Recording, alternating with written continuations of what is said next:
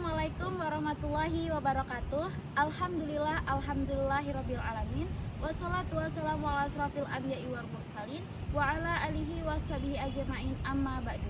Yang terhormat Bapak Muhammad Irfan, SHI MSy, selaku dosen pengampu Hukum Acara Perdata dan Peradilan Agama Universitas Islam Raden Intan Lampung. Saya Siva Aulia Fitriani dengan NPM 2321020112 kelas E Hukum Tata Negara. Di sini saya ingin membuat tugas video untuk memenuhi ujian tengah semester yang berjudul Surat Kuasa dan Surat Gugatan.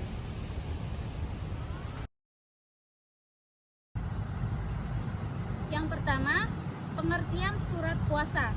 Dalam praktik hukum, surat kuasa merupakan dokumen yang sangat penting karena menjadi dasar kewenangan bagi seseorang untuk bertindak atas nama orang lain.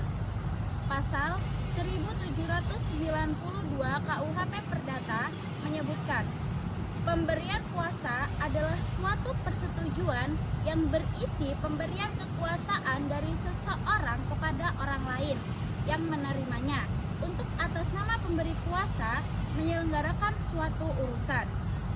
Dari ketentuan ini dapat dipahami bahwa surat kuasa bersifat kontraktual, lahir dari adanya kesepakatan antara pemberi kuasa, yaitu last take first, dan penerima kuasa let's have birth. Surat kuasa juga merupakan perjanjian konsensual, artinya sah sejak tercapainya kata sepakat meskipun belum diwujudkan dalam bentuk tertulis. Akan tetapi, dalam praktik beracara di peradilan, surat kuasa wajib dituangkan secara tertulis, jelas, dan tegas. Adapun beberapa dari para ahli juga mendefinisikan, yaitu dari Subekti menyatakan bahwa surat kuasa adalah perjanjian di mana seorang memberikan kekuasaan kepada orang lain untuk melakukan suatu tindakan hukum.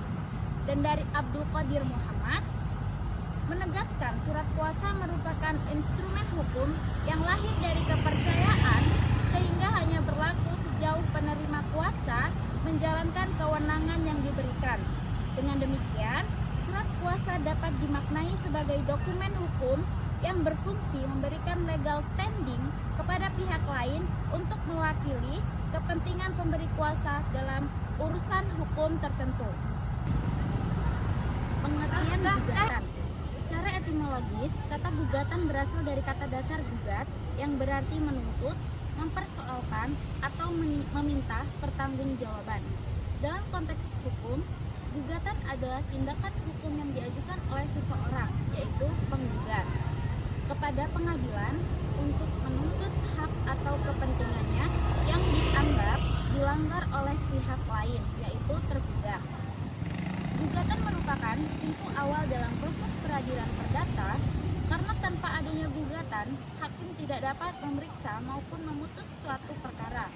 Hal ini sejalan dengan asas nemo jure sit actor, yang berarti tidak ada hakim tanpa adanya penggugat.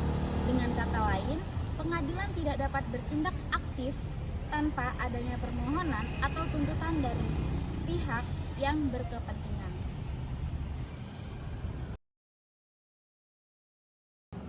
Baik, saya akan menjelaskan penjelasan tentang surat kuasa dan surat gugatan.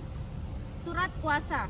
Surat kuasa adalah dokumen yang memberikan wewenang kepada seorang, yaitu penerima kuasa, untuk bertindak atas nama pemberi kuasa dalam hal-hal tertentu. Surat kuasa dapat digunakan dalam berbagai konteks seperti mengurus masalah properti, menghadapi kasus hukum, mengelola keuangan, mewakili dalam rapat atau pertemuan. Surat kuasa harus dibuat dengan jelas dan spesifik serta memenuhi syarat-syarat hukum yang berlaku. Yang kedua, surat gugatan. Surat gugatan adalah permohonan yang diajukan kepada pengadilan untuk meminta perlindungan hukum atas hak-hak yang dilanggar. Gugatan dapat diajukan dalam berbagai kasus seperti sengketa properti, perceraian, tuntutan dan ganti rugi, pelanggaran kontrak. Gugatan harus memenuhi syarat-syarat hukum yang berlaku, seperti adanya hak yang dilanggar, adanya kepentingan yang sah, Adapun adanya dasar objek hukum gugatan surat yang jelas. kuasa Dalam proses gugatan, pihak yang dan digugat dasar hukum atau surat penggugat gugatan. harus membuktikan bahwa hak-haknya telah dilanggar oleh pihak yang digugat, yaitu tergugat.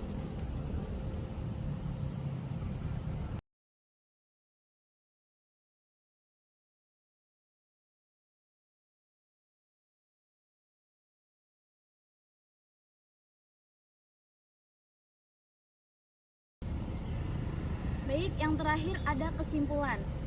Gugatan merupakan sarana utama dalam hukum acara perdata untuk menuntut hak yang dilanggar, sekaligus menjadi dasar bagi pengadilan untuk memeriksa dan memutus suatu perkara. Tanpa adanya gugatan, hakim tidak dapat menjalankan fungsinya. Sesuai atas memo Justice Actor, tidak ada hakim tanpa penggugat. Yang kedua, surat kuasa merupakan instrumen hukum yang memberikan kewenangan formal kepada seseorang advokat atau kuasa hukum untuk mewakili kepentingan pemberi kuasa dalam proses beracara. Surat kuasa khusus yang sah dan memenuhi syarat sebagaimana diatur dalam pasal 123 HIR dan pasal 1792 KUHP Perdata adalah syarat mutlak bagi sahnya perwakilan hukum.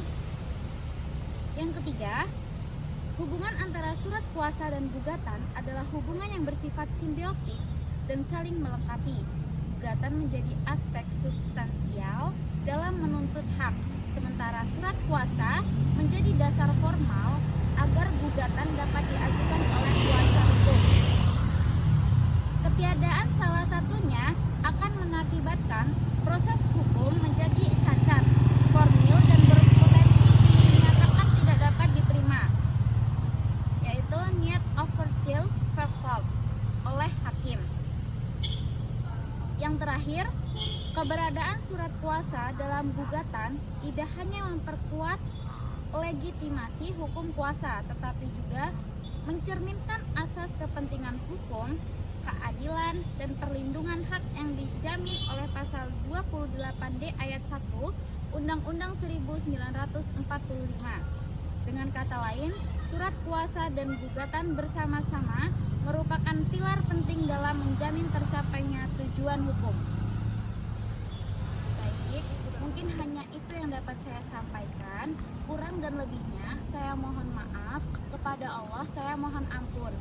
Saya akhiri. Wabillahi taufiq wal hidayah. Wassalamualaikum warahmatullahi wabarakatuh.